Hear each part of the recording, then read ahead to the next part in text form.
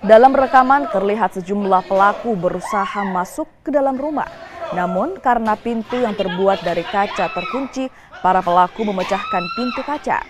Usai memecahkan pintu kaca, para pelaku kemudian meninggalkan lokasi. Polisi yang mendapat laporan langsung melakukan penyelidikan dan mengambil sejumlah barang bukti. Sementara itu menurut kuasa hukum korban, penyerangan diduga akibat sengketa lahan yang berada di samping rumah korban.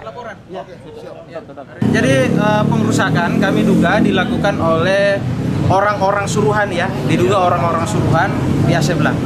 Jadi kami berharap dengan kejadian ini dan kami juga berterima kasih kepada Dirkrimum Polda karena begitu reaksi cepat dan kemudian dengan teman-teman dari Polrestabes langsung mengunjungi TKP dan teman-teman bisa lihat sendiri apa-apa yang dirusak dan mungkin kami sudah tadi memberikan terkait dengan video-video serangkaian proses penyerangan.